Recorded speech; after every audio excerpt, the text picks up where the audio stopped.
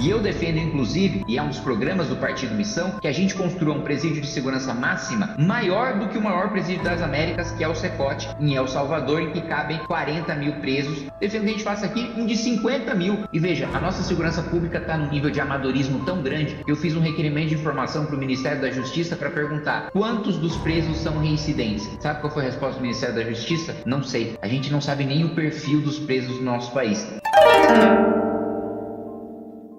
Porque agora tem entrevista no Radar, a gente vai falar sobre um outro assunto, também envolve segurança pública no nosso país. O plenário do Senado aprovou um projeto de lei que aumenta as penalidades para diversas infrações, incluindo furto e roubo do aparelho celular, tão frequentes, a gente sabe, em vários pontos do Brasil, além de endurecer também as punições para estelionato e receptação. Com a nova regra, a pena mínima para roubo com morte, por exemplo, sobe para 24 anos e a de receptação passa a ser de 1 a 6 anos de reclusão. Além de multa, a proposta é de autoria do deputado federal Kim Kataguiri, do União de São Paulo. Sobre esse projeto, nós conversamos agora com Kim Kataguiri, está ao vivo com a gente. O deputado faz a gentileza de nos atender aqui no SBT News. Deputado, bem-vindo. Bom dia, quase boa tarde. A gente sabe que segurança pública está no centro das preocupações dos eleitores. A gente teve mais uma pesquisa reforçando isso nessa manhã.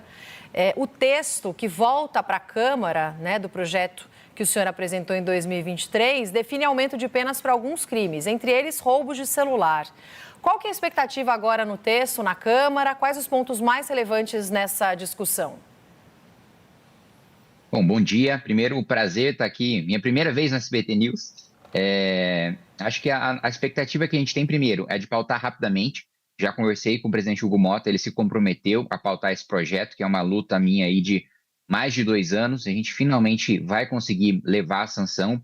A principal discussão na volta da Câmara dos Deputados é se a gente aprova o texto mais duro do relator da Câmara, que foi o deputado Alfredo Gaspar, ou se a gente acata a maior parte das penas que foram definidas pelo relator no Senado, o senador Efraim, que fez também um excelente trabalho e conseguiu aprovar no Senado por unanimidade. Aliás, o senador Efraim também fez ajustes importantes de técnica legislativa. Mas eu acho que o principal ponto em relação a esses aumentos de pena são questões processuais que mudam a partir delas. Então, por exemplo, o furto, que hoje tem uma pena de 1 a 4 anos. Quando a pena máxima passa a ser 6 anos, a gente abre a possibilidade para que um réu primário seja preso, vá para o regime fechado. Porque hoje, se você é condenado por um crime e a sua pena, no final das contas, é de até 4 anos, essa pena não é de prisão, se você é réu primário. Ela vai ser convertida numa pena restritiva de direitos, penas alternativas.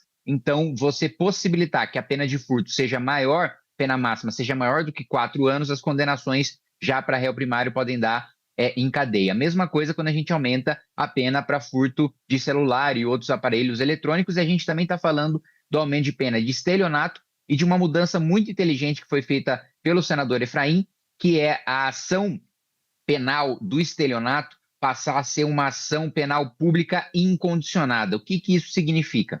Hoje, para você processar criminalmente alguém que comete um estelionato, isso depende da vontade da vítima. E muitas vezes são idosos os principais alvos de estelionato e eles ficam constrangidos de ir até a polícia, de avançar com esse processo. Agora, o Ministério Público, independentemente da participação da vítima, vai poder processar criminalmente o bandido que cometeu o golpe contra qualquer pessoa. Também tem o aumento de pena, como você colocou, do latrocínio. A pena mínima passa a ser de 24 anos. Então, eu me lembro que há pouco tempo a pena máxima de homicídio era de 20 e a gente está colocando aqui. Se você roubar alguém e essa pessoa morrer, a pena mínima vai ser de 24, a pena máxima de 30 anos. Receptação, a mesma coisa. A gente ataca a receptação porque ela foi considerada, quando foi escrito o Código Penal, como um crime de menor potencial ofensivo porque não tem violência e não tem grave ameaça. Receptar é você receber o fruto de um crime,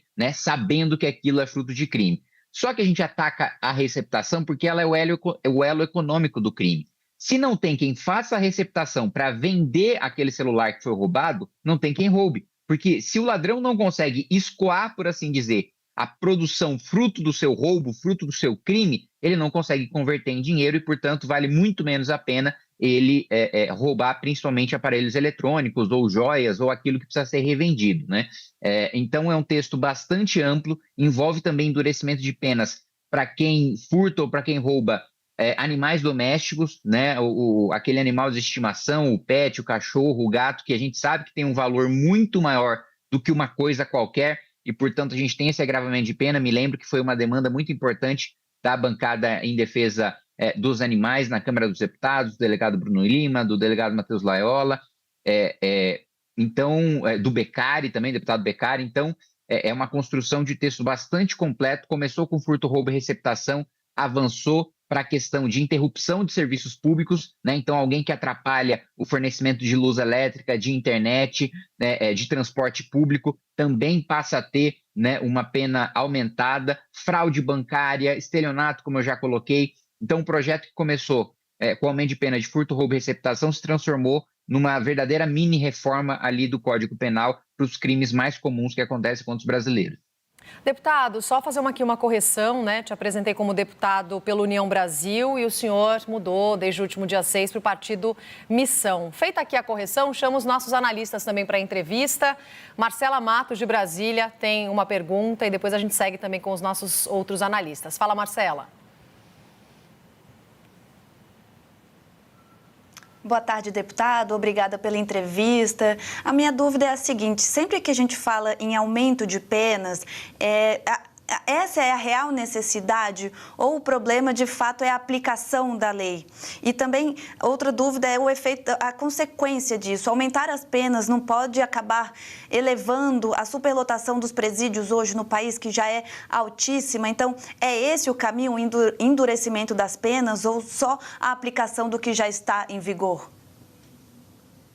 Não, porque a aplicação do que já está em vigor é frouxo. A gente tem tantos benefícios processuais que, como eu disse para você, diferente de um país desenvolvido, que se está escrito que é 1 ano de cadeia, a pessoa fica 1 ano presa. Se está escrito que são 4 anos de cadeia, a pessoa fica 4 anos presa.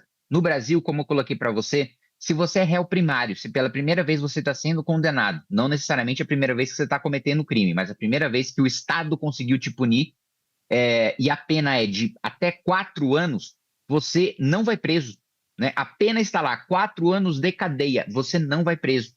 Né? Então, o aumento de pena não é apenas a pessoa ficar mais tempo na cadeia, é uma decisão certa se a pessoa vai ser presa ou não vai ser presa por causa dos nossos benefícios processuais, da conversão da pena privativa de liberdade em pena restritiva de direitos. Então, a pessoa vai ter que assistir palestra, vai andar com tornozeleira, né? Vai cumprir no regime semiaberto, no regime aberto, vai ter que ficar em casa à noite e aos finais de semana, em vez de ir para a cadeia. Então, a gente está falando de, não é só uma mudança de um aumento de pena em abstrato. A gente está falando de, na prática, a diferença entre a pessoa ir para a cadeia ou não ir para a cadeia, porque aqui não existe o cumprimento integral de pena. Outro aspecto que você colocou sobre superlotação de presídios, essa é uma analogia que eu faço. Quando falta leito no SUS, a gente não joga quem está internado fora porque está lotado. A gente cria novos hospitais. Da mesma maneira, se tem presídio lotado, precisa construir mais presídio. E eu defendo, inclusive, e é um dos programas do Partido Missão, que a gente construa um presídio de segurança máxima maior do que o maior presídio das Américas, que é o Secote, em El Salvador, em que cabem 40 mil presos, né, presos de segurança máxima, né, em presídio de segurança máxima. Defendo que a gente faça aqui um de 50 mil, né, para garantir que você tenha um regime em que os criminosos mais perigosos do país não tenham acesso à visita íntima, só tenham acesso ao advogado com a conversa sendo gravada e podendo ser acessada com autorização judicial, né? Que não tenham, não possam ter a saidinha temporária, né? Que foi restrita, mas ainda não acabou no nosso país. Então, na minha avaliação, né, o fato da gente prender muito é porque a gente solta muito, e boa parte dos criminosos são reincidentes. E veja, a nossa segurança pública está no nível de amadorismo tão grande que eu fiz um requerimento de informação para o Ministério da Justiça para perguntar quantos dos presos são reincidentes. Sabe qual foi a resposta do Ministério da Justiça? Não sei. A gente não sabe nem o perfil dos presos do nosso país. Quanto menos ter os dados para a gente saber onde os presídios precisam ser construídos, qual é o nível de segurança que esses presídios precisam ter, qual que é o regime de cada um desses presos. Então, a gente vive realmente uma situação muito difícil no nosso país, considerando também que há não muito tempo a gente teve pela primeira vez na história do Brasil a fuga de um presídio federal, né? Importante a gente pontuar, né? Vários especialistas têm ressaltado sobre o Cecote em El Salvador, aí problemas de direitos humanos, tem vários questionamentos de como isso poderia ser feito aqui no nosso país. Mas vamos continuar a conversa agora com pergunta da nossa analista, aliás, do nosso Eduardo Gayer. Fala, Gayer. Deputado, muito bom dia. Queria ouvir um pouco o senhor sobre a articulação na Câmara para aprovar agora esse projeto. O senhor é o único deputado do seu partido, né? Fez essa troca, o partido de um homem só, por enquanto, pelo menos, na Câmara dos Deputados. Queria ouvir se o senhor acha que isso pode atrapalhar. O senhor era de um partido grande, União Brasil, agora está num partido que é pequeno. Muito embora o senhor nunca tenha sido assim um deputado próximo das instâncias decisórias do União Brasil. Falo isso com todo respeito, porque do perfil do senhor não era exatamente o perfil da direção do União Brasil. Então, o senhor acha que vai ter diferença essa mudança de partido para aprovação de um projeto de interesse do senhor ou não? A pauta da segurança pública, por ser uma pauta eleitoral, vai se sobrepor e o fato do senhor estar num partido pequeno não vai ter relevância? Olha, tem mudança sim, né? Mudança para melhor, porque agora eu participo do Colégio de Líderes, né? Agora eu participo da formação da pauta. Eu sempre fui um deputado independente do União Brasil, votei da maneira que quis, inclusive contra a orientação do partido, discursei da maneira que quis, inclusive contra a orientação do partido, e construí maioria e consegui pautar esse projeto, mesmo sendo independente, mesmo não sendo líder, né? E mesmo não estando alinhado com a direção do partido. Então, da mesma maneira com que eu consegui construir isso, tanto na Câmara como no Senado, que é raríssimo um deputado conseguir fazer uma construção no plenário da Câmara e no Senado, da mesma maneira como eu coloquei no início da nossa conversa, já conversei com o presidente Hugo Motta, já tenho um compromisso de que será pautado, e eu tenho a garantia para você, pelo menos 350 votos, pode anotar, pode recortar esse vídeo, nós teremos na aprovação desse projeto. Agora, eu não posso deixar de me manifestar em relação ao que foi colocado de violação de direitos humanos no Cecote. Eu devo lembrar que são presos ali faccionados, são presos pessoas que não reconhecem a legitimidade do Estado, da Constituição,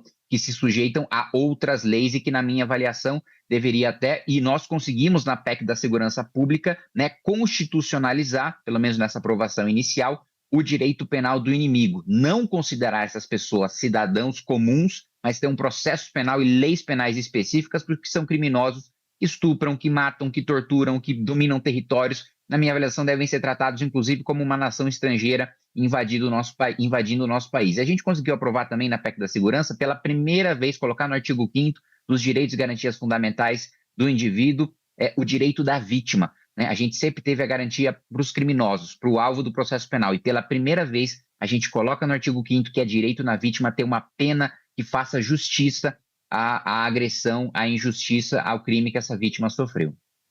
Vitória Bel chega na conversa. Deputado, queria aproveitar a sua presença aqui no SBT News pela primeira vez para perguntar justamente dos caminhos que a missão pretende assumir agora nessas eleições de 2026. Vocês já sabem qual candidato à presidência da República provavelmente vão apoiar, vão se aliar a Flávio Bolsonaro, pretendem lançar um candidato à presidência. Como que está essa construção nacional do partido? Nós temos pré-candidato à presidência da República, que é o Renan Santos. Não existe a menor chance da gente apoiar Flávio Bolsonaro, ainda mais considerando o histórico de crimes que o senador tem e o histórico de frouxidão de enfrentamento aos abusos do Supremo Tribunal Federal, né? Com o próprio pai preso pelo ministro Alexandre de Moraes durante anos, ele sequer assinou o pedido de impeachment e só foi assinar agora em ano eleitoral. Ele foi o responsável por a gente não investigar os crimes cometidos por ministros do Supremo. Tudo que a gente está vendo agora de Banco Master, de palestras, de contratos milionários de esposas de ministros, tudo isso poderia ter sido desvendado em outros casos, em outros escândalos, se o senador Flávio Bolsonaro não tivesse barrado a CPMI da Lava Toga. Então nós temos o nosso pré-candidato à presidência da República, o Renan Santos, que defende a declaração de guerra ao crime organizado, que defende que a gente prenda as lideranças do Comando Vermelho, do PCC, e se elas resistirem no momento da operação, que elas sejam mortas pela Polícia Militar com auxílio de equipamentos e de pessoal das Forças Armadas, e também uma reforma profunda no nosso orçamento para a gente promover um corte de impostos e um corte de gastos nunca antes visto na história da nossa nova república. Então, a gente tem com muita firmeza o projeto do nosso partido, inclusive consolidado em todas as áreas, né, em permanente discussão, mas já com as suas diretrizes iniciais postas, né, em defesa, em infraestrutura, em segurança pública, em saúde, em educação, em meio ambiente, que está presente no que a gente chama do nosso livro amarelo, que é o programa do partido, que carrega debaixo do braço, desde o militante, o candidato a vereador, até o nosso pré-candidato à presidência da República. Deputado Kim, obrigada pela conversa aqui com a nossa equipe do SBT News. Um bom trabalho para o senhor e até uma próxima. Eu que agradeço, prazer estar aqui, um excelente trabalho para vocês.